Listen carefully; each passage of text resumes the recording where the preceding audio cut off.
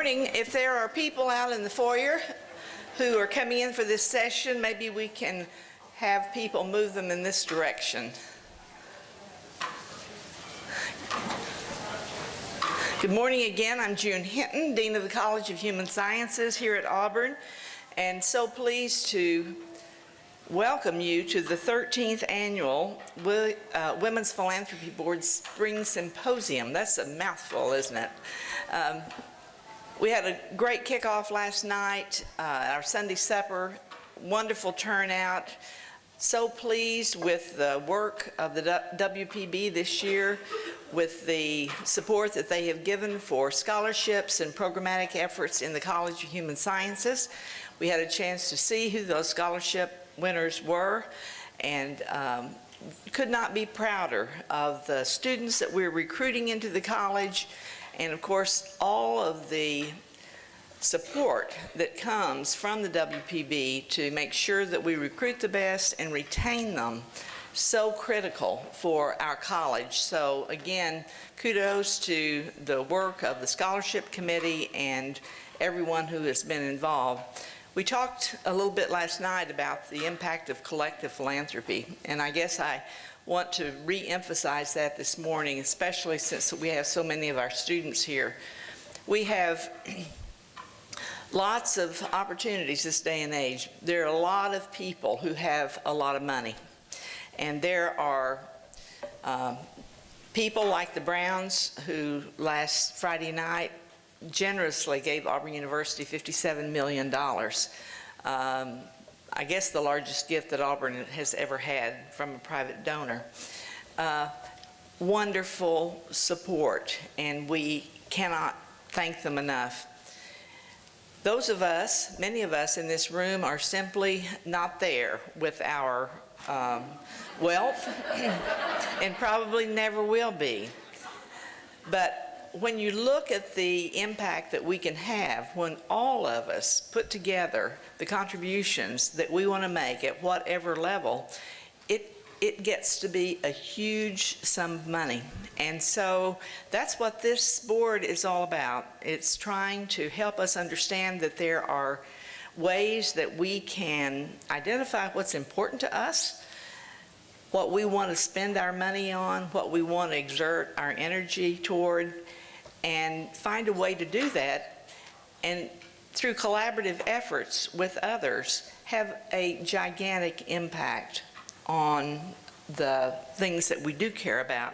So I guess I just would like to say again that this is a wonderful group. We have had tremendous success over the past 13 years and just see nothing but a bright future ahead of us.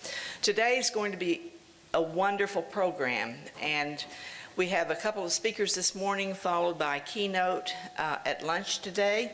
And at this time, I would like to introduce Leah Dubberly, who's one of our WPB corporate partners, to come and introduce our speaker. So, Leah.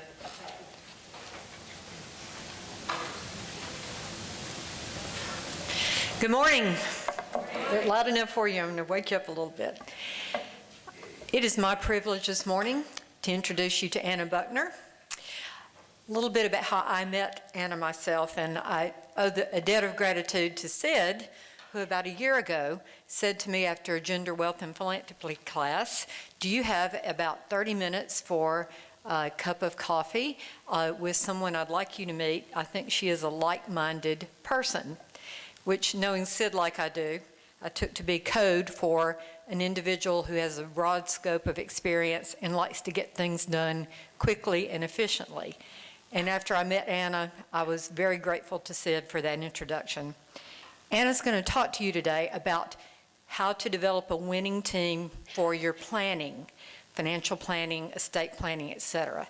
And having worked with her over the last year on some client cases, I can tell you you're come to the right place to hear that message. But before we get there, let's talk a little bit about Anna herself. I don't know if there's anything that this woman does not do, but I'll give you a short rundown of her background. She spent years as a partner in the oldest Alabama law firm in Birmingham, and you're privileged now to have her in your community running her own firm. She specializes in the areas of taxation, real estate, and corporate law, and she's also a licensed real estate agent. Anna was a former professional tennis player, so she's a formidable opponent on the tennis court if she ever gets there, which I really don't know how she has time.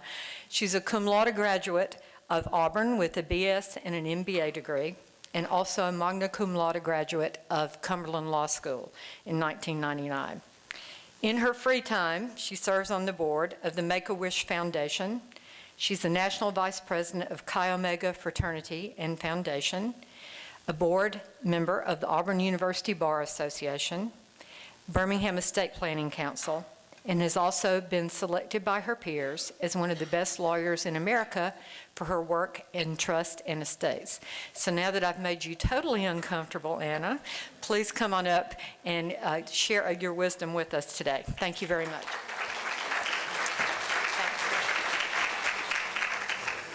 Well, I'm not sure who that person is, but she sounds good, so I'll take it.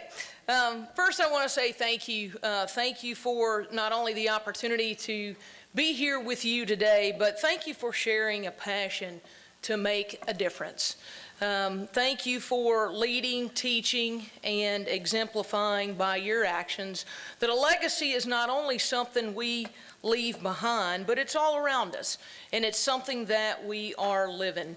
I was asked to talk to you about building a winning planning team, and as we explore that topic together this morning, I want to talk to you in terms of a couple of different things. I want to talk to you about your personal legacy. I want to talk to you in terms of sustainability. I want to talk to you in terms of forming that winning team around our values, around our vision, around our issues, and our goals. I don't know about you, but as an estate planning and tax attorney, fun does not pop up on my daily reminders. So I have to look for other outlets in my agenda to fulfill that quest of fun, or really of making a difference and fulfilling a purpose. And I do that in a number of ways. And Leah told you a couple of things that I'm involved in, whether it's teaching a class at the university, see from my students this morning, serving on local and national boards, or being involved in Greek life around the country.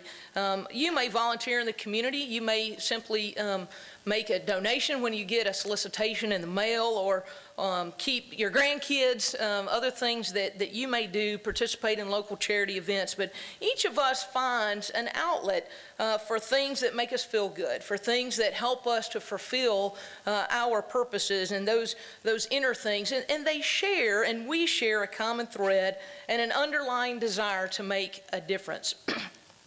Let's talk about how that core principle fits into each of us building our own winning planning team. When we build something, we have to start with a solid foundation.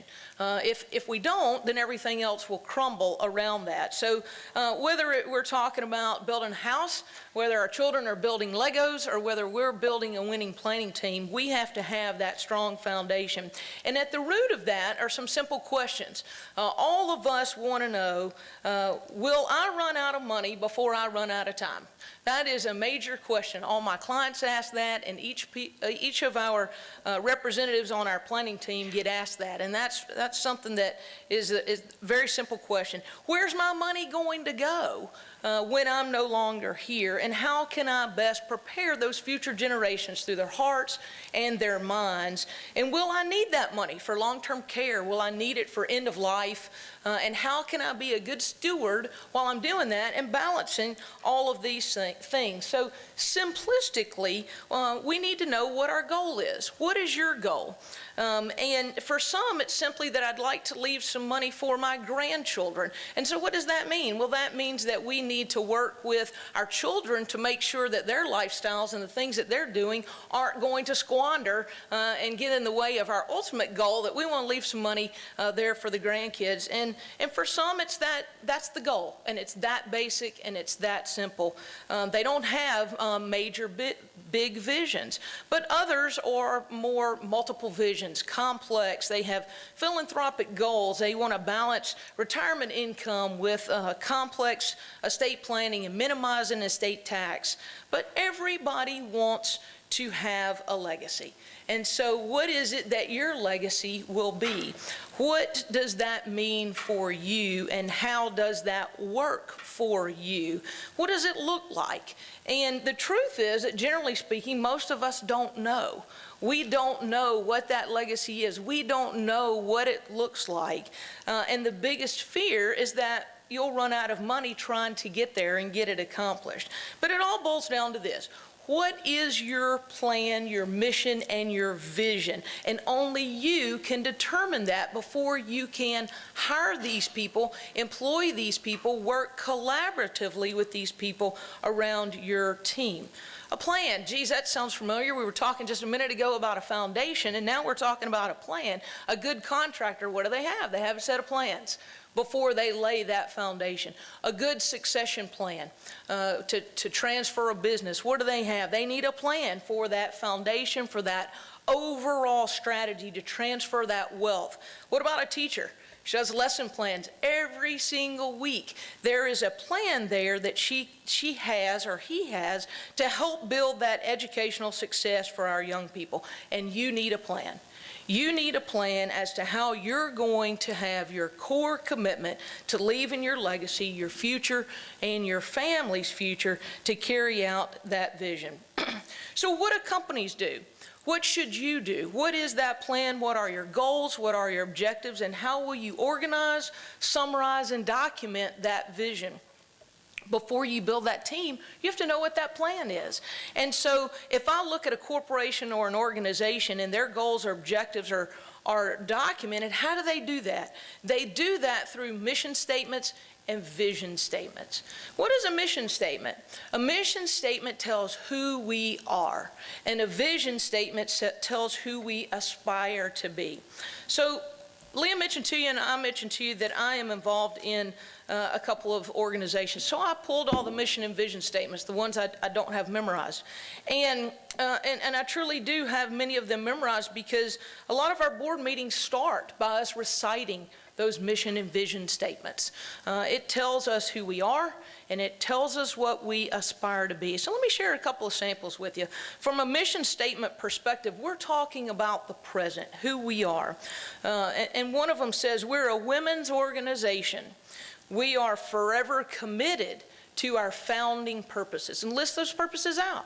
Another of the organizations says, we grant wishes to children with life-threatening illnesses to enrich the human spirit experience through hope, strength, and joy.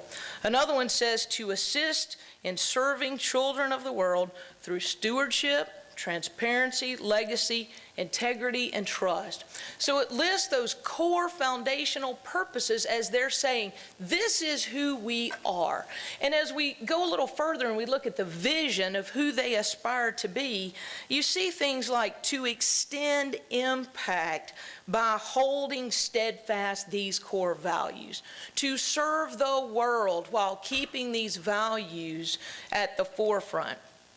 So I'll ask you, do you have one of those powerful and sustainable mission and vision statements that will encapsulate everything you would like to be and do to take you into your financial future while living your legacy?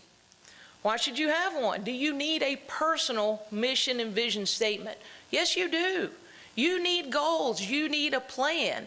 And why do you need one of these? Why do you need personal statements like this? Why do you need that documentation and to put that down? Because these statements reflect your values, your goals, your purpose, and how you want to operate. It defines what that success looks like to you. We talked about most people don't know what they want, but once you have to defend it, once you write it down, once you declare your stance, you organize, summarize, and document, you will be able to express that vision for where you want to be.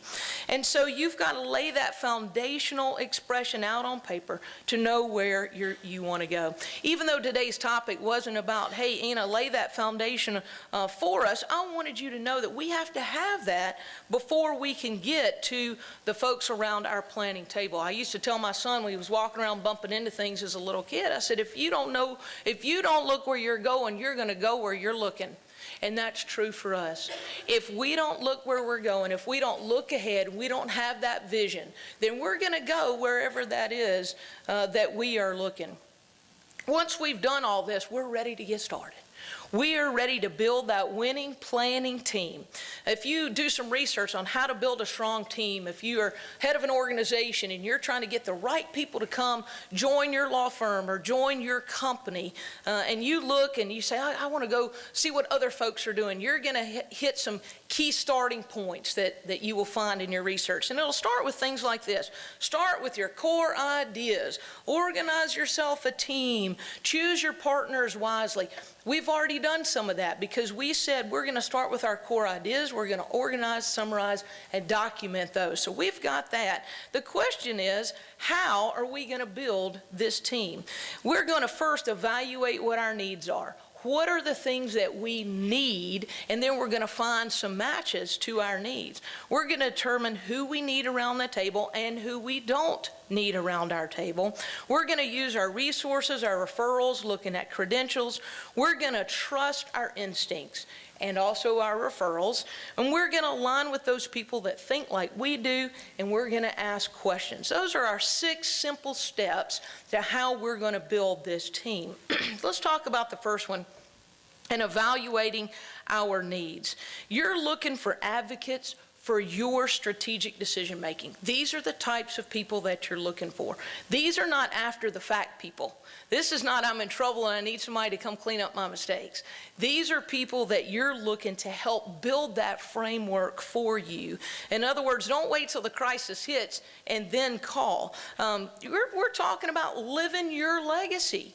And we want to have a trust team, not just a planning team, but a trust team of individuals that have specific expertise. So we need to determine who that is going to be. As we evaluate those needs, these are the people and these are the things that we are trying to do to get that trust team in place.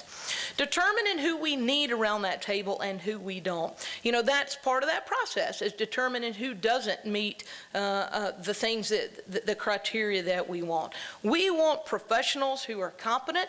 They must be ethical. They must be trustworthy, experienced professionalism. Very important in this process is confidentiality. You want folks that are confidentiality and that they know that communication and collaboration are the keys to success. Because not only do they have to mesh with you and your values and your goals, they have to have that collaboration with everyone else around the table.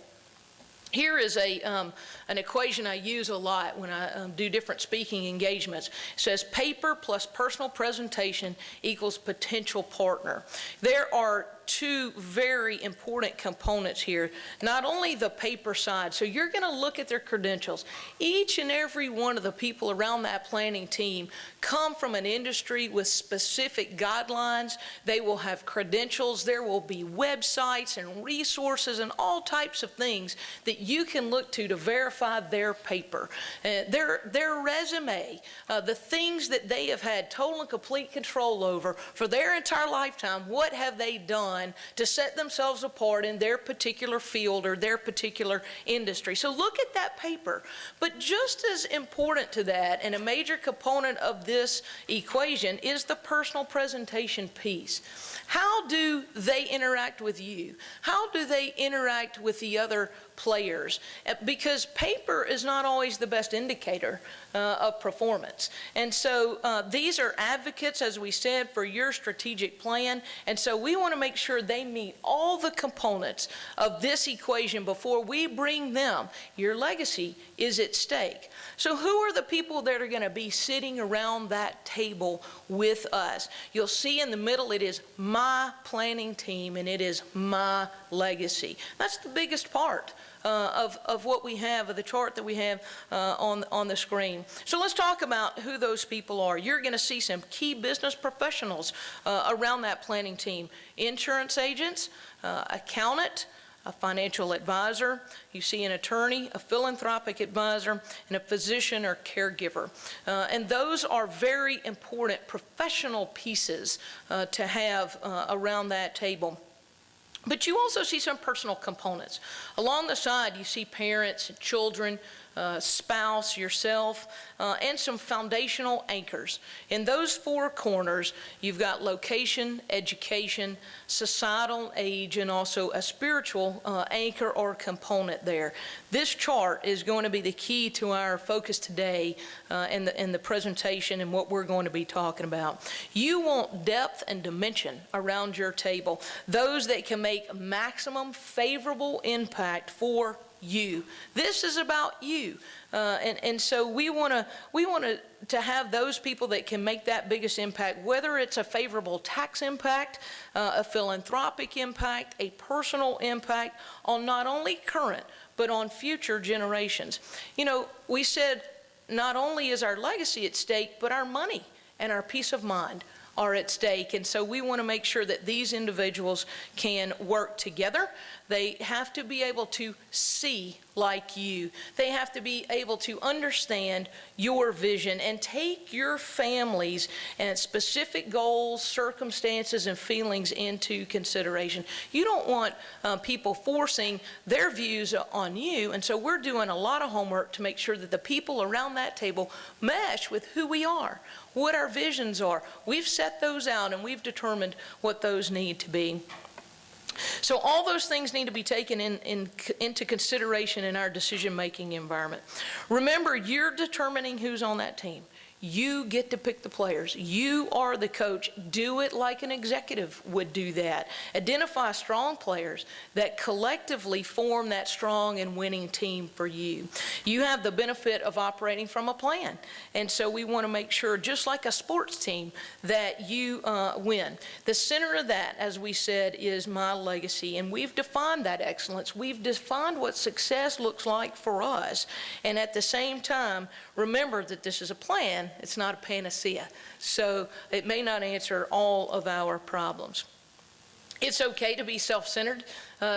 Many times you hear presentations and people who are giving you advice and they say it's not about you. This is about you. This is all about you. So it is okay when you hear people say it's your world, I'm just living in it. This is true about this. So take that to heart.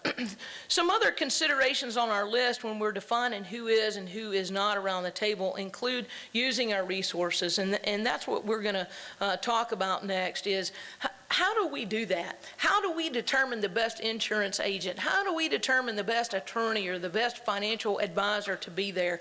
Well, one thing we could do is ask our other professionals that are already around that table. Whether you realize it or not, you've already got a team. It just might not be the right team. It might not be the right people. All of us have insurance. All of us go to the doctor. All of us make investments. Many of us already have planning documents in place. And so you've got a team. But are you working with the right people to fulfill your mission and vision and the things that you want to accomplish? And if you're not, how are we going to make those changes? How are we going to have that flexibility so that we can get the right people around the table to accomplish your legacy? So we're going to ask other people that are around that table. We're going to ask for recommendations from people that we know and we trust. When you read a book on this, it's going to tell you all the professional websites you can go to find a good attorney. I don't think I'm on a single one of them, and I'm a good attorney. But there are lots of things, misconceptions and misinformation out there. There are lots of professional associations, and they do tell you good things, and they do tell you things that are good to know, but the best sources of information are each other.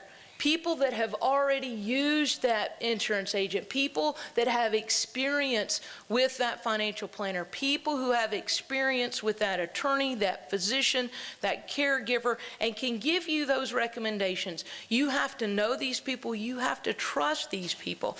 I'm not saying don't go online. You need to go online. You need to look at these industry websites. You need to look at the company websites. You need to look at the industry professional websites and sources that are available, but don't stop there. Talk to family, talk to colleagues, talk to friends, and use interviews. I get interviewed all the time by potential clients. They will sit down and talk to me, not about the law. They know that I have their credentials. They want to talk to me about their children. They want to talk to me about sports. They want to talk to me about the economy. They want to see, am I a person that's easy to talk to? And so when you interview your professionals around your planning team, talk to them about those things. How easy is it to talk to them about these everyday occurrences in your life? Then you're finding, do they mesh with your values, your visions, and your goals? If you're spending the whole time talking about my credentials, you don't know if my credentials and my work ethic and everything that I have meshes with what your needs are. Remember, we're evaluating your needs, and so that's what this is all about. I've got a quick little video, and when I say quick, it is quick. It is like 20 to 30 seconds. So we're going to play this for you and then get your reactions. Let me talk to you about retirement. 401k is the most sound way to go. Let's talk asset allocation. Sure. You seem knowledgeable, professional. Would you trust me as your financial advisor? I would. I would indeed. Well, let's be clear here. I'm actually a DJ. No way. I have no financial experience at all. That really is you. If they're not a CFP pro, you just don't know. Find a certified financial planner professional who's thoroughly vetted at letsmakeaplan.org. CFP. Work with the highest standard. I'm really a DJ. I'm kidding. Back to the whole referral thing. You know, do you really know who you're talking to? If you look on a website, you pull an attorney off of there, a financial planner, you flip through the yellow pages and you get, or you look on a billboard and get a $300 divorce. Do you know who you're dealing with? You might be dealing with this guy who just went down to the supercut and got his dreadlocks cut off, and he's a DJ. Okay, he's not a financial planner. He totally fooled us by having a short conversation with us, putting on a nice outfit, and speaking the lingo. That's why you do those interviews. That's why you talk to those referral sources. That's why you not only ask for the recommendations they give you, but when you call that client, you say, do you know anybody else they've worked with? Because I'm only going to give you recommendations of people that I know are going to give you glowing remarks.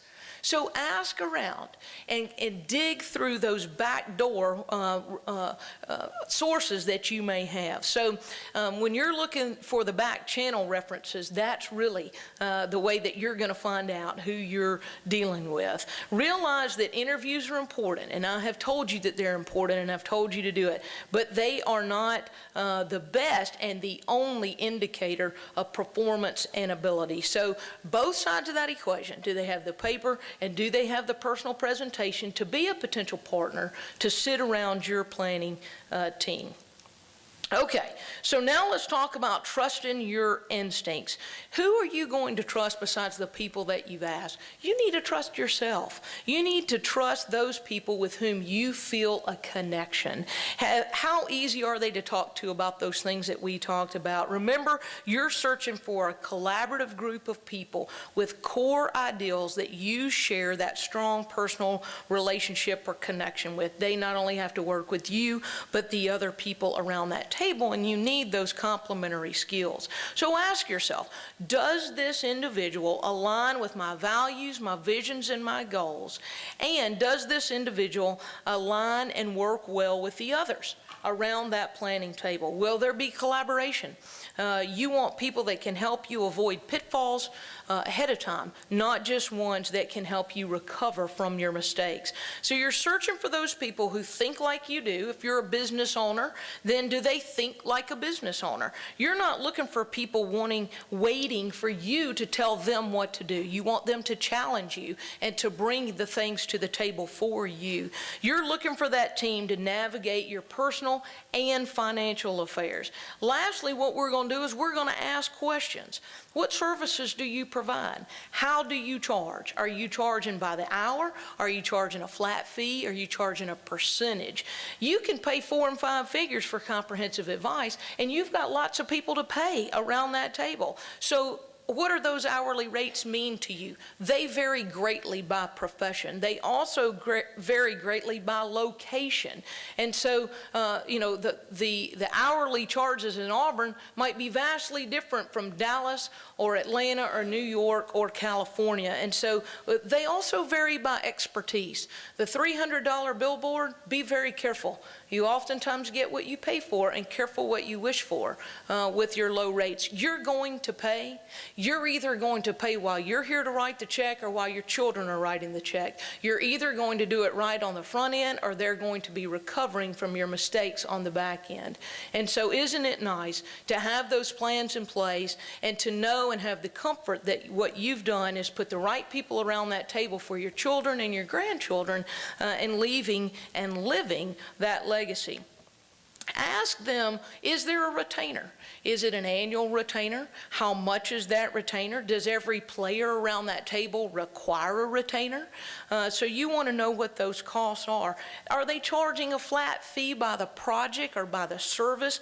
And what happens if an emergency pops up? How are we going to handle that from a communication standpoint and also from a cost standpoint? If they're charging you a flat fee for a service, what happens? Because inevitably you're going to have something that's going to come up and you're going to need to call them. So if your accountant charges you to put together that tax return, what happens if you have some questions during the year and you call them on the phone or you send them an email? Are you going to get a surprise bill for that time that the accountant spent when you thought you were paying a flat fee? So establish all of those things.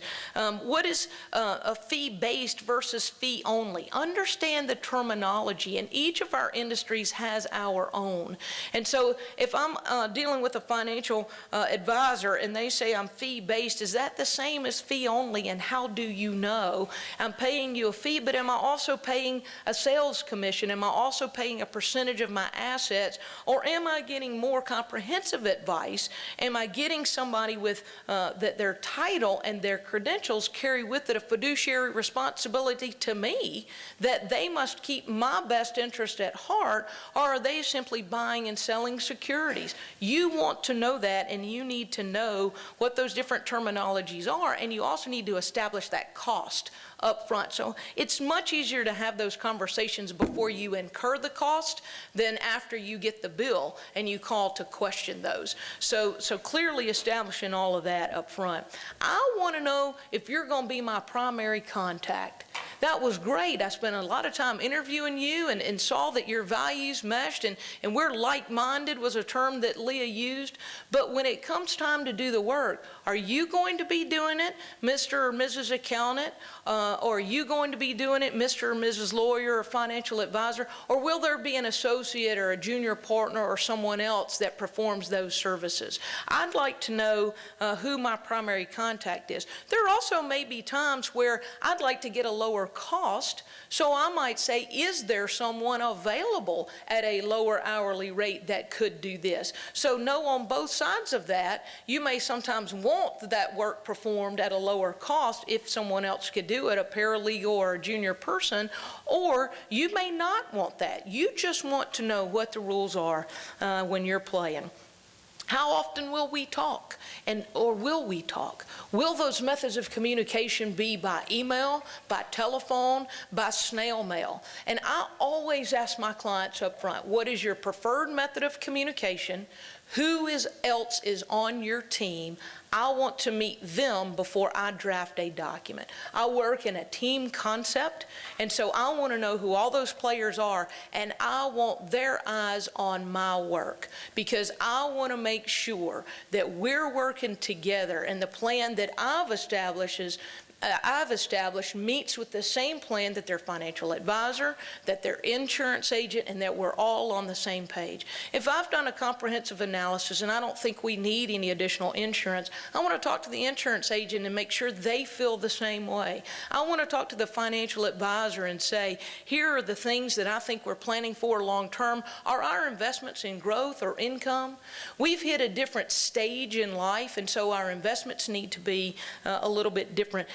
I may never see you as a client of mine, as an attorney, until you come to sign documents. If you tell me you want me to work in the most efficient manner possible, your other team players have provided me your insurance and financial information, we've had a 20 to 30-minute phone call, and I've gotten some background information, then I've done drafts, we've talked about drafts, and the first time and last time I see you is in my office to sign documents. And you're comfortable with that? I'm comfortable with that. You know why? Because I've met all your team players. I've met your financial analyst. I've met your insurance agent. I've met all the people, your accountant, and we've worked together to develop a team that's best for you. We've communicated with you in the method and manner you want to be communicated with. If it makes you nervous to never see me and only hear my voice on the phone, we'll do it in a manner and method where you can come to my office once a day for as many days as you want to. But if that's not the way you want to do it and you're comfortable, but we'll have those conversations and we'll talk about how do you want to communicate and who all do you want to see your documents. And I'll tell you, I want everybody around that table to see my documents. I want everybody to be on the same page. I want to know what their qualifications are. Not only do I hear about those credentials and those referrals, I want to know what your strategies are. And I want to know if they differ depending on how old I am, what my family circumstances are. I want to know what your experience is with clients similar to me that have the same issues that I have. Have you dealt with families that have special needs children? Have you dealt with families who have these issues and this type of wealth and this type of cost basis in their assets and are struggling with these things? So those are things that are important to me. We want our team looking out for us in our best interest. Our team members' collective job is to come up with a comprehensive plan and to provide me with unbiased information and recommendations based on the interests and the goals I have laid out for them. So let's look at each one of these. Let's look at each one of these professionals as we're choosing our team. Our insurance agent is the first one on the list. Notice that chart again anchored by the four corners of location, education, societal, age, and spiritual. And those are key at each stage and each phase. They hold those corners and they hold that foundation for us. You know, as time goes on, our goals will change. I talked a minute about certainly our horizons will change, but you always have different situations, whether there are setbacks like divorce or a death of a spouse, a lost job, married, having children, someone's developed special needs in the family. There are unexpected directions that our life will go, and you'll notice on the horizons change slide, you know, in your 20s, you've got your first job, you're out on your own. In your 30s, maybe we have marriage or children, and then in 40s, maybe we're dealing with a divorce, and then here comes average age widowhood, mid-50s. So we're experiencing widowhood, grandchildren, retirement, and tons of things being thrown at us as we go through that spectrum of life. And so we need to make sure that we've got some flexibility as we're dealing, and that the people on our team understand that. There's so many parts of our daily life that deal specifically with insurance. We talked about life insurance, home insurance, auto insurance, health insurance, liability, umbrella, business, I mean, all these types of things. Insurance professionals can evaluate those needs and make appropriate policy recommendations for us. You know, you may just swim in a sea if you hear terms like whole life, universal life, survivorship policies, workers' comp, comprehensive and convertible term, and that makes me want to call Ghostbusters. I mean, all those types of things. That's not my specialty. So, you know, I need somebody to ask me and help me answer questions like when they say, what type of coverage do you want? I don't know. That's why I hired you to help me. And so that's what I need is I need somebody that can tell me how long I need it to last for. I don't know those answers to all those questions. What I know is my mission, my vision, and my plan. I need you to tell me what type of insurance I need to get there and accomplish that as you work with my accountant, my attorney, and my financial advisor to accomplish this plan. I'm going to give you the answer. You tell me how to get there. You remember in math when you looked at the answer in the back of the book and then you went to figure out how to do the problem? I'm going to give them the answer. I want them to tell me how to get there. So all those different prices and durations and protections and all, I've convinced myself I need this player on my team. And we hadn't even talked about health insurance. Let's go to the next one. Accountant. An accountant can look at all the possible scenarios in the future. They can look at tax law changes. They can give us advice on tax-saving moves that we need to make. You know, there's tax planning, and then there's also slogging through all those tax returns. I see some accountants, they've surfaced since April 15th. We're glad to have y'all. And so, you know, but also with accounting, there's some special opportunities that we may have for more of a big picture view. And so, is there a system for reviewing and managing finances? Do I have an aging parent that may need some help, an accountant or somebody in that field to do financial tasks that they struggle with from time to time, to help pay the bills, some advice on fund and trust. I need some advice on gifting strategies. You know, my attorney said I need to be engaged in an aggressive gift-giving strategy, and how do I do that? And how is this income coming out of this trust going to be taxed? Those are things that just an everyday person doesn't really talk about, that attorneys and accountants love to go to lunch and talk about. The passive activity losses, passive activity rules, and all those sorts of things. Again, life changes, marriage, divorce, children, all those things the accountant can help us with and offer advice to those that we have left behind. Those complex issues on capital gains and tax and trust, and not to mention the tax law changes that happen about every 15 minutes, and then they're retroactive, and they do them in December, and they make them retroactive back to January, and that makes us really excited. It's like a stocking stuffer for people like me. So we need this player's expertise for everything from taxes to investments to cash management. Again, use your referrals. Other people around the table that say, I've worked with this person, we work well together, they are like-minded. You want them to be familiar not only with your same situations, but have that advanced knowledge. And so, you know, do you have his, hers, and ours children? Do you have self-employment issues? Do you have complex investments or offshore trusts? And if that accountant and that attorney have never worked with offshore trusts, they may be pleasant to talk to, but they're not who you need around your planning table if that's your experience and your situation. So now I know I need these two. Do I need this one, this financial advisor? A good financial advisor will take into account how you feel and how it made you feel in the aftermath of 2008 and 2009 and that financial crisis, and help you find the right model for where you are in that spectrum of 20s, 30s, 40s, where your investments should be. So they obviously play a central role here in offering that specific guidance from that asset allocation all the way through. And again, I need that expertise to plan for my retirement, to assess my income, to collaborate with my other professionals. Gosh, I'm beginning to see how these people not only each have their own expertise, but how they must work together. What about this physician and this caregiver? You know, often plays a very central role, but not one that's well defined. So are you of sound mind and judgment to be making these decisions? But maybe that's not the question. Maybe the question is, how do we plan for when you won't be? And let's talk about that now. Or will that be you? Would that be your spouse? Will there be some special needs that you already have or that develop? And so those are things that are part of your legacy. They're part of your plan and part of your estate plan.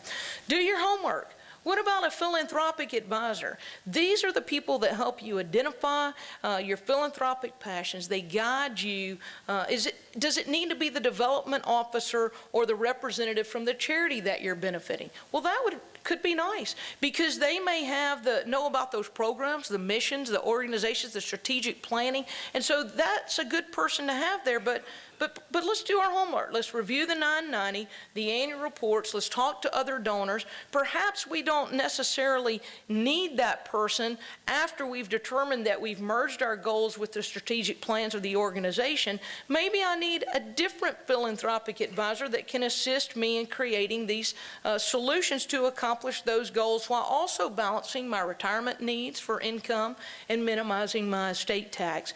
But working alongside with the accountant and the attorney to identify appreciated assets. How do you know which assets to give?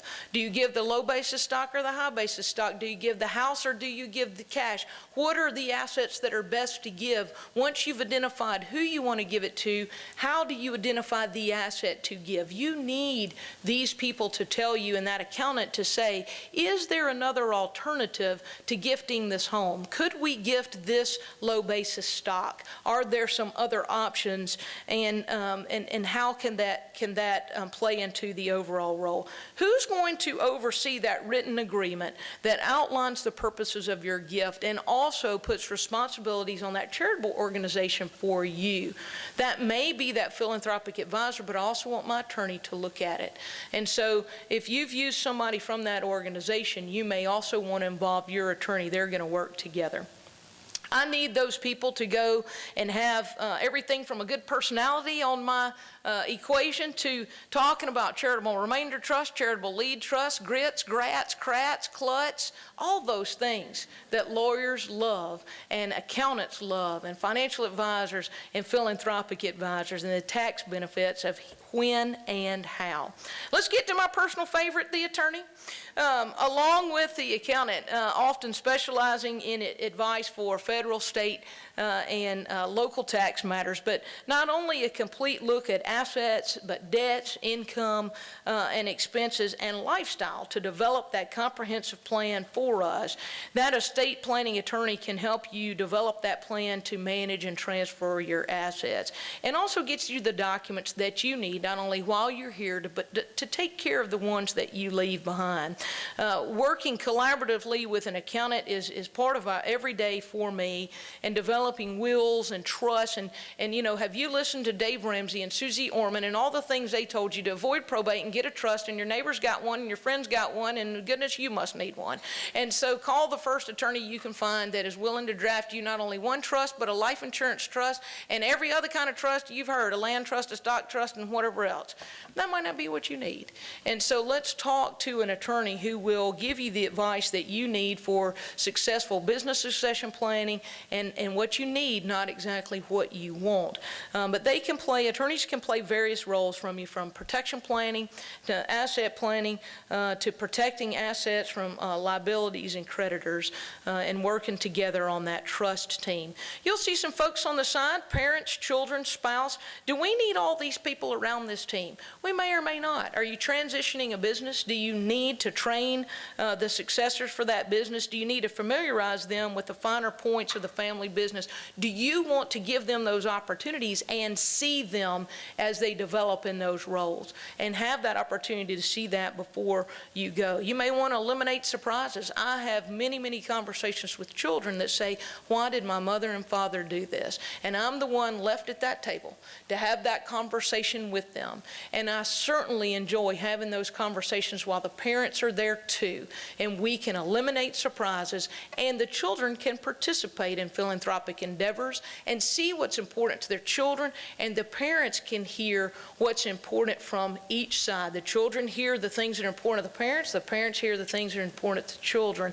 And so together, we work together after they're gone. Same for your spouse. There may be times when you don't want your spouse around that table. We may be talking about inherited assets and how we're going to structure that, and there may be a time that the spouse comes into the conversation. But as we're getting there, it may not be beneficial for the spouse to hear all the various plans we put on the table, because he or she may like one plan B or C better, and we actually went with E. So there may be a time that they're there, but there may be a time that they're not. Do you want other people around your table? Oftentimes I sit around a planning table and I may not serve as the attorney. I may serve as a consultant or another unbiased ear to come to that table and give opinion and insight. But in the end, we have to know that building that winning team takes time, it takes effort, but having people on your side can certainly pay off. I got a signal that said my time is up, and I had a wonderful case study we were going to talk about, but we'll do that next time they invite me back in 2079. I'm back on the program at 10 a.m. The steps to finding the right fit. Remember to do all these things. It can be as frustrating as shopping for a mattress or finding some flattering jeans. So make sure that you have all those steps down, and remember that fancy credentials are not always that translate into great work, but focus on those things that are important to you, and know if titles come with obligations and fiduciary obligations for you, the client. Who are you dealing with? Someone who does this on a regular basis or not. This process also takes a deep reflection on your personal values that we talked about in the beginning. And so what are those core fundamental beliefs and values, and do you have team members that align with those values, each bringing their own expertise to the table? So after you write down your values and you get that team, that before team, not that after team, and with the collaborative approach, you get their independent analysis, their valuable objectivity, and their integrated thinking, then you'll no longer have this fear of will you run out of money before you run out of time. Clarifying your legacy is what this is about, and living your legacy and achieving something extraordinary starting now. So use your time, your talent, your treasure, and your trust, combined with the skills and the experience of your team to make a difference. And we all have our individual platforms where we can effectuate positive change in the world, and I encourage you to live your legacy on a daily basis. It requires some bold choices that we've talked about, and use this to be impactful, to be empowering and centering. And the introspection is what is important, and it will give you a renewed sense of purpose, along with well-defined plan for creating a meaningful and extraordinary legacy. So I hope you now feel confident in assembling your planning team to help you accomplish all of this. Thank you all for your attention this morning.